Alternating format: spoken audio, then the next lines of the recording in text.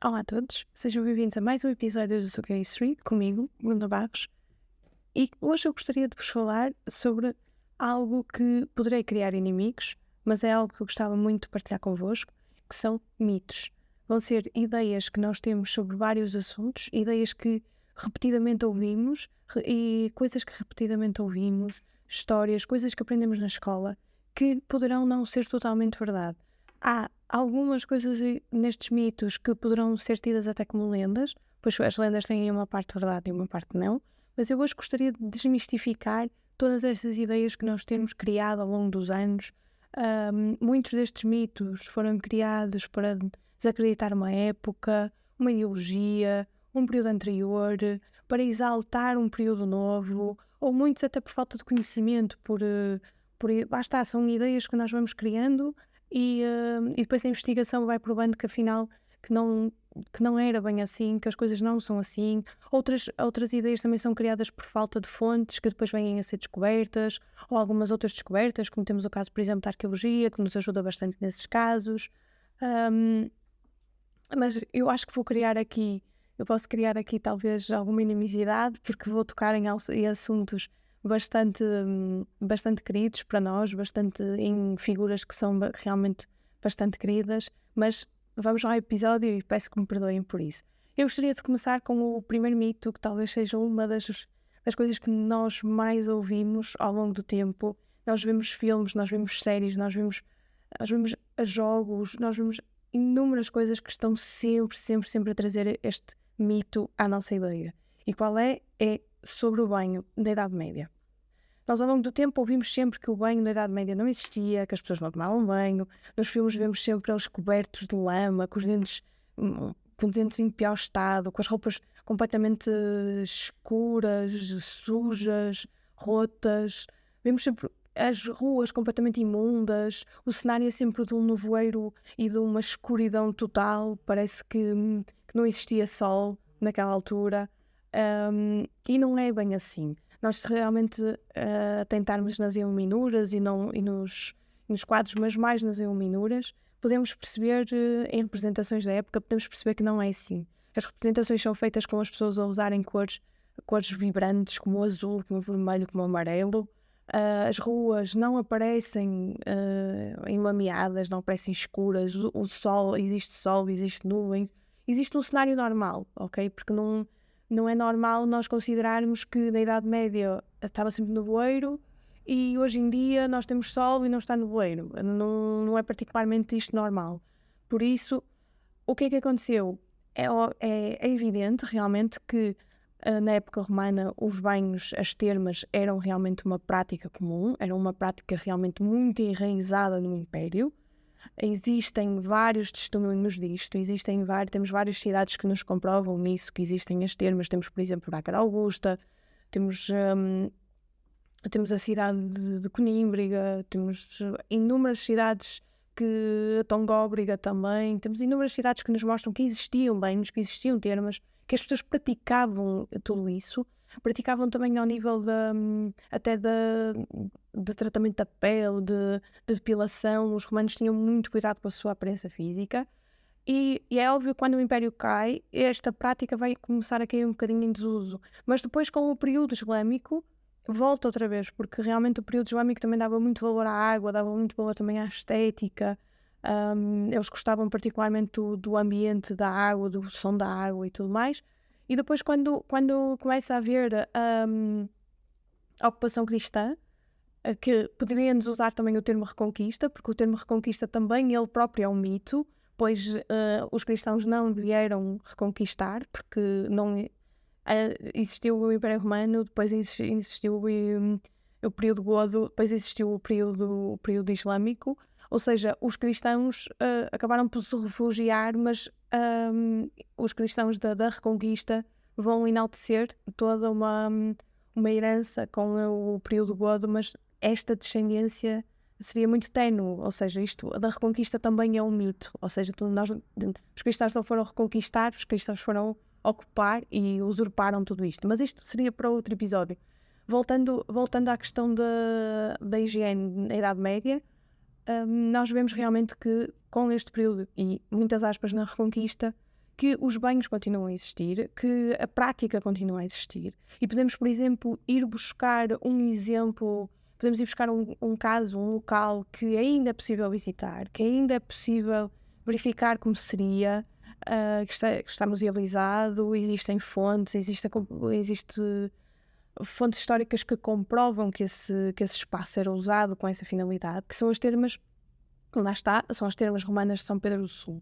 Sabemos que estas termas tinham propriedades curativas, mas também as termas também não eram só usadas para curar doenças, também eram usadas pelo sentido estético, como estava a dizer. Sabemos também que Dom Afonso Henriques passou pelas termas de São Pedro do Sul, está provado, está documentado, após o desastre de Badajoz, sobre o acidente que ele teve que o impossibilitou de voltar à batalha, porque ficou ferido numa perna.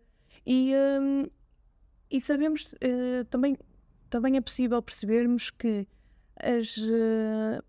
as termas e os banhos na Idade Média, que também ajudavam na cura da melancolia, da tristeza, ajudavam na limpeza, como é óbvio, mas também eram recomendados aos enfermos. Ou seja, se não existisse o banho, se as pessoas não tomassem banho, não faria sentido recomendar aos enfermos. Ou seja, se fosse algo que ninguém fazia, porque é que os enfermos iriam fazer? Não faz particularmente sentido. É óbvio que a Igreja aqui vai ter um impacto e vai condenar por causa da luxúria e toda a questão do pecado, pois eles diziam que o corpo, a exposição do corpo que despertava todos estes desejos. O que é certo é que a população vai continuar a praticar e vai continuar a usar os banhos, ou até mesmo banho no rio também. O banho era algo usado, não era algo como nós achamos que não era usado. Sabemos também que alguns banhos eram equipados, tinham adegas, tinham compartimentos, tinham uma caldeira até.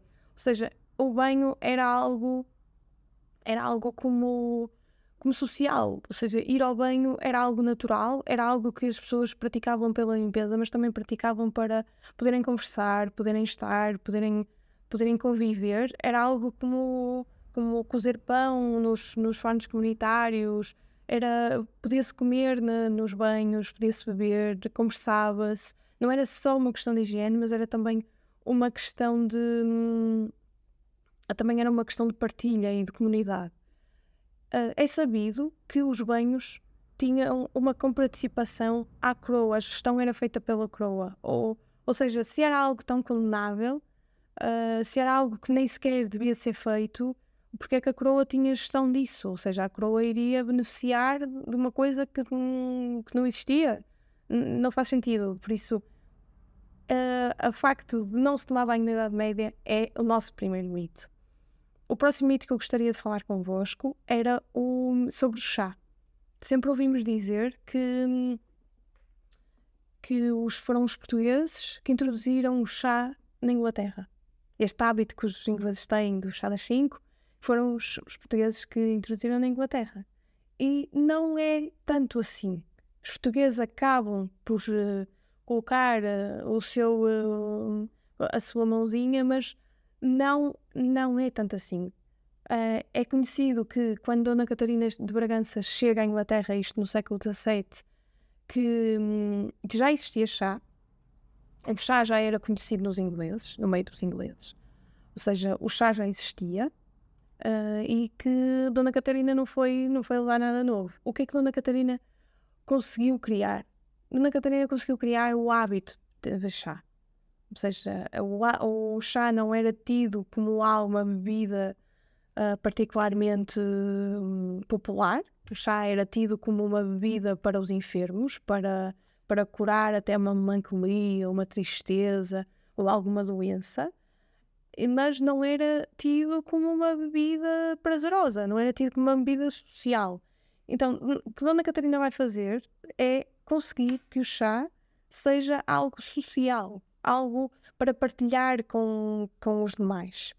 E depois, Dona Catarina, como era rainha, não foi uma rainha totalmente popular no meio dos ingleses, porque Dona Catarina era católica e em Inglaterra são anglicanos, mas e mesmo com o seu marido o casamento não foi particularmente fácil e pronto, e feliz, mas eram os casamentos da época, era o contexto da época. Mas Dona Catarina conseguiu realmente deixar este legado, que a Dona Catarina conseguiu criar, fazer com que o chá fosse um hábito no meio dos ingleses, e ainda hoje os ingleses têm este hábito muito mais que os portugueses. Sabemos que também houve uma ideia que se criou que Dona Catarina teria levado o chá no seu dote. Isto é outro mito. Sabemos que Dona Catarina vai levar especiarias, vai introduzir também os talheres. Em Inglaterra, o hábito de comer com talheres, e acaba por levar especiarias, tecidos, tudo, basicamente tudo o que Portugal tinha das colónias, dos seus territórios. Por isso, se foram os portugueses com Dona Catarina que introduziram o chá em Inglaterra, mito. Outro dos mitos que eu gostaria de falar convosco é sobre outros também que aprendemos desde pequeninos na escola primária. Talvez hoje já não seja tão frequente, mas eu lembro-me que aprendi, que é relativo à Batalha de São Mamede. Uma das primeiras batalhas que tivemos, e realmente uma das batalhas de exaltação nacional, pois é quando Dom Afonso Henriques começa a destacar-se como o futuro monarca e brilhante que foi. Ou seja, nós sempre ouvimos dizer que Dom Afonso Henriques venceu a Batalha de São Mamede, que bateu na sua mãe e prendeu a sua mãe, Dona Teresa, que até a teria acorrentado, agrilhoado. O que é que nós sabemos? Sabemos que realmente a Batalha de São Mamede existiu, que Dom Afonso Henriques e Dona Teresa que se enfrentaram cada um com as suas hostes, também que Dom Afonso Henriques terá tido o apoio dos nobres portucalenses, já a Dona Teresa terá tido o contributo dos cavaleiros galegos e de alguma facção dos cavaleiros portucalenses, mas aqui é que começa a desconstrução do mito. Ou seja, o que é que nós vamos ter na Batalha de São Mamede? Nós na Batalha de São Mamede vamos ter um conflito de interesses, um conflito de visões. Isto porquê? Porque Dona Teresa desejava criar um reino. Dona Teresa intitulava-se como rainha, já, mas Dona Teresa tinha um condado e que geria desde a morte do Conde Dom Henrique, pai do nosso Dom Afonso Henriques. E ela queria criar um condado em que ela fosse rainha, porque ela queria ter autonomia, ou se queria criar o seu condado que fosse uma espécie de reino, mas sempre ligado à parte galega. Ela não desejava criar algo totalmente novo. Ela queria ter o que a sua meia-irmã tinha, pois Dona Teresa era filha legítima de Dom Afonso VI. Dona Urraca, a sua meia-irmã, sim, era filha legítima, ou seja, tinha toda a legitimidade ao trono do seu pai. E Dona Teresa queria se igualar à sua irmã e intitulava-se como rainha. Já Dom Afonso Henriques, a visão não é totalmente diferente, a ambição continua tanto num como no outro, mas Dom Afonso Henriques queria tornar-se completamente autónomo sem a vertente galega. Ele queria fazer algo novo, queria criar um reino dele. Queria que o condado fosse um reino. Aqui é óbvio que Dom Afonso Henriques era bastante novo e que tinha muita influência dos nobres portucalenses, que não queriam ficar sob a alçada dos nobres galegos, que tinham muita influência também sobre a sua mãe. Ou seja, o que é que nós temos até aqui? Nós temos a Batalha de São Mamede existiu, sabemos mais ou menos onde foi, sabemos a data, sabemos quem se enfrentou e sabemos quem ganhou. Aqui sabemos que Dom Afonso Henriques bateu a sua mãe, mas bateu a sua mãe em batalha, ou seja, não bateu fisicamente, bateu psicologicamente. Vencer a batalha para a Dom Afonso Henriques e perder a batalha para a Dona Teresa, perder a batalha para a Dona Teresa foi a maior humilhação que ela poderia ter, pois o seu sonho foi completamente arrasado, e ainda por cima pelo seu filho, não é? Mas para uma pessoa ambiciosa, como as fontes revelam e conseguimos perceber ao longo do tempo, apesar que neste período as fontes são bastante escassas e é muito difícil fazer uma leitura histórica, sabemos que para a Dona Teresa isto foi quase como se ela morresse, pois ela ficou sem o condado dela e foi desterrada, foi exilada para um convento que ela escolheu na Galiza. Ou seja, aqui o facto de Dom Afonso Henriques ter batido na mãe foi puramente psicológico, foi puramente uma humilhação. Não existe comprovativo nenhum que Dom Afonso Henriques terá batido na mãe. Não faz sentido nós também acreditarmos que Dona Teresa terá sido acorrentada, pois o estatuto de Dona Teresa não o permitia. Nem tampouco acredito que Dom Afonso Henriques chegasse a um ponto desses, pois temos toda a questão maternal, não é? Apesar de Dom Afonso Henriques não ter sido criado com sua mãe, ter sido criado com nobres, mas era um costume da época. Mas também não me acredito que a arte de fazer guerra na Idade Média não se coaduna com esta ideia. Por isso, Dom Afonso Henriques bateu na mãe e acorrentou a mãe, mito.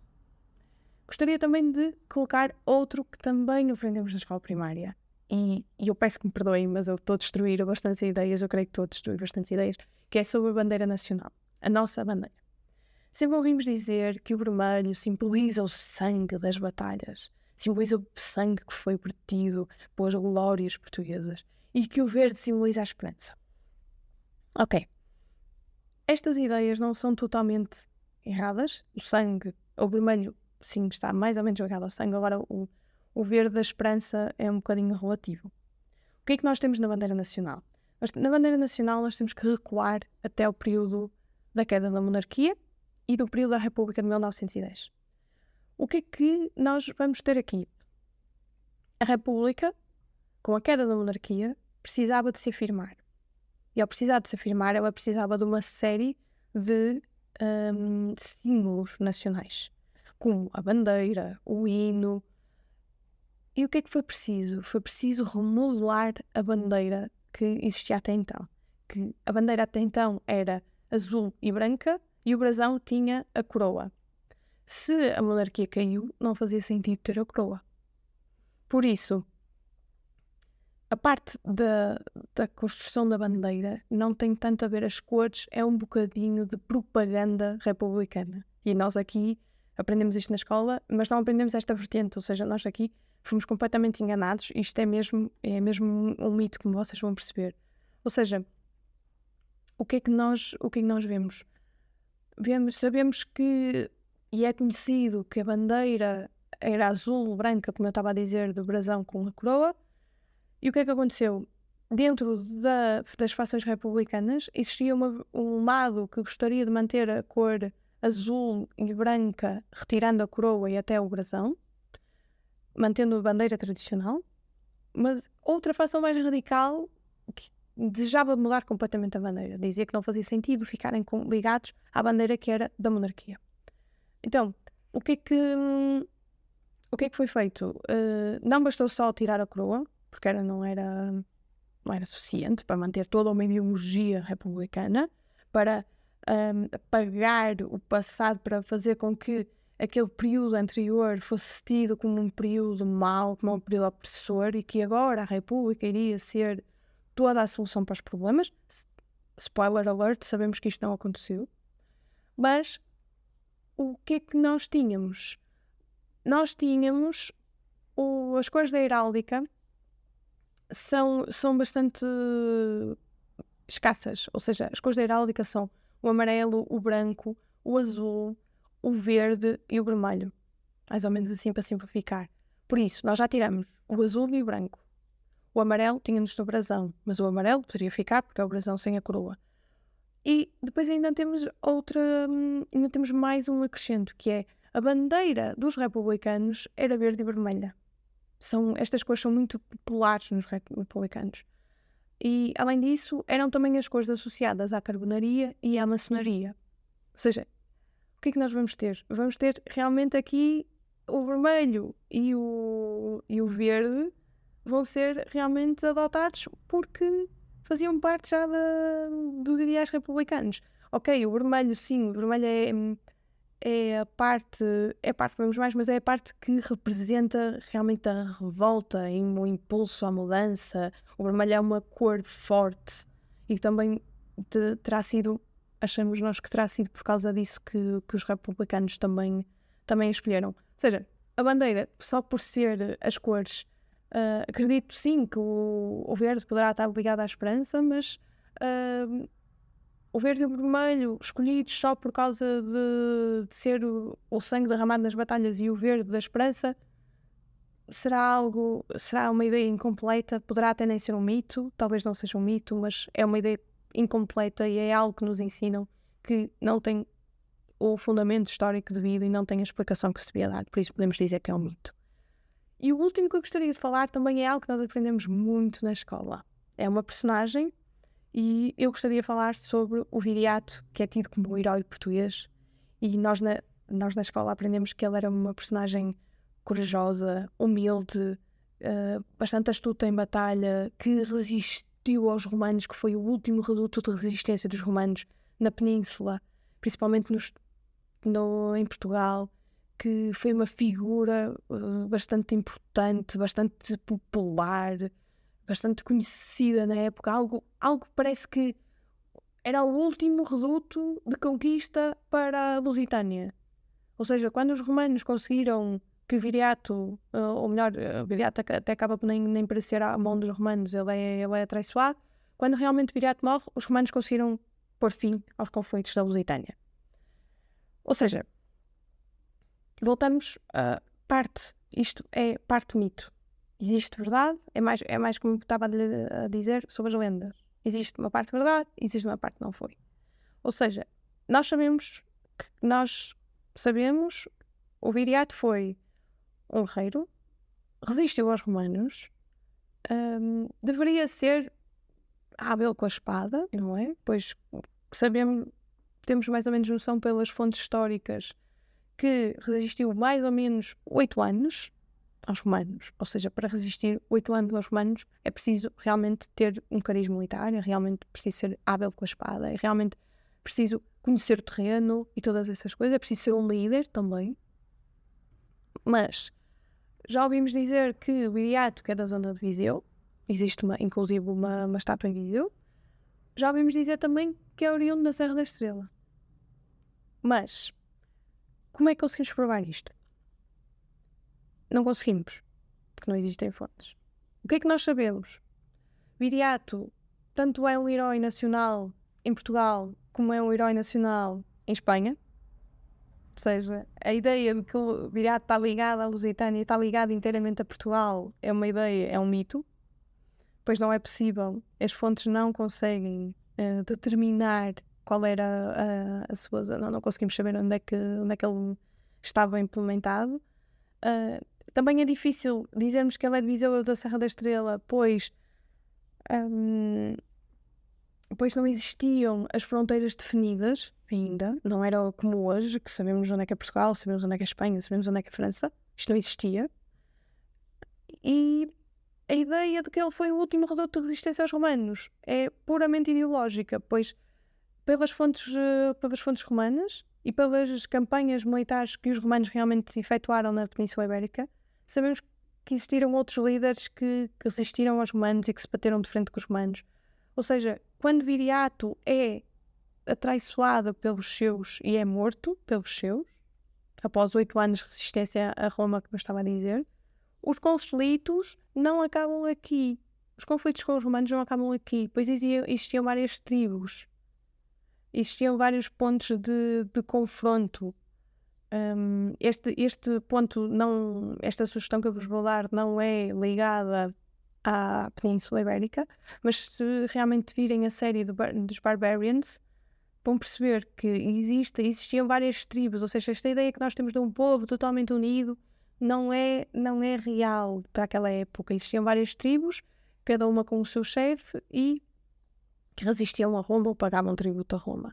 Mas nós sabemos que na Lusitânia e na Península que continuaram a haver confrontos diretos com os romanos e que os romanos realmente ainda tiveram que usar da força durante vários tempos e foi um processo de romanização, entre aspas, porque romanização também é um termo um bocadinho complicado. Mas porque é que Viriato se vai tornar tão popular? Porque é que Viriato nas fontes romanas não é assim tão popular? Falam dele como um chefe tribal que resistiu, mas rapidamente apaga. Ok, os romanos ganharam, sim. Os vencedores são os que têm mais destaque nas fontes, sim. Mas também é preciso nós falarmos onde a história fala e não podemos adicionar o que a história não fala, temos que ser factuais. Como é que Viriato se vai tornar tão, tão, tão popular? Viriato vai se tornar popular precisamente com uma enaltação de figuras, enaltação para um regime, enaltação de heróis para defender uma ideologia. Ou seja, Viriato vai ser alvo de uma ideologia política. E vai ser alvo em 2 períodos. Vai ser alvo na Primeira República, depois a Primeira República vai usá-lo como um símbolo nacional e vai desprezar totalmente o Viriato espanhol. Ou seja, começamos aqui realmente a puxar a figura de Viriato para a parte portuguesa, ignorando completamente que não existe uma lógica para isto, nem ignorando que não existia fronteiras. Realmente Portugal deu mais jeito de puxar o Viriato para o seu lado, puxou o Viriato para o seu lado. E depois no Estado Novo, o Viriato vai ser a primeira personagem de uma biografia, de uma aprendizagem que realmente que os pequenos vão ter, que vão ser os grandes portugueses. Viriato é a figura mais recuada nos grandes portugueses e toda esta ideia de um chefe humilde, um chefe que trabalha, um chefe guerreiro, a coragem dos portugueses, vai ser também defendida muito aqui no Estado Novo. Por isso, como eu estava a dizer, temos que falar com as fontes e sabemos isto. Viriato resistiu, foi chefe tribal, um chefe tribal que deverá ter tido alguma importância militar e alguma sabedoria militar, pois para resistir 8 anos é difícil, e era um ambiente de guerrilha. Sabemos que os romanos tinham um exército bastante capaz, bastante disciplinado, e para conseguirem resistir tinham que conhecer o terreno e tinham que ser hábeis militarmente. Mas não sabemos muito mais, não sabemos onde é que ele estaria mais ou menos, sabemos que ele está mais ou menos ali na zona da Extremadura, um bocadinho mais acima, e sabemos que foi traiçoado e que realmente morreu assim. Não, agora, muito mais que isto, não. Muito mais que isto é criar toda uma personagem mítica que nada tem a ver com a realidade. Por isso, se Viriato foi o herói português que resistiu até os romanos até ao fim e que após ele morrer os romanos colocaram em muitas aspas ordem na Lusitânia, mito. É puro mito. É algo que já ouvimos tantas vezes que não conseguimos desassociar. Ou seja, nós quando ouvimos o Viriato imaginamos realmente ele como um chefe guerreiro, um chefe de coragem, um chefe ousado que resistiu aos romanos e que era português. Nós tomamos mesmo o Viriato como se fosse português, só que talvez não tenha sido bem assim. E era isto que eu queria partilhar convosco. Espero que tenham gostado, espero que realmente fiquem connosco, espero que possam também apoiar-me na minha página no Reinos e vemo-nos no próximo episódio. Obrigada!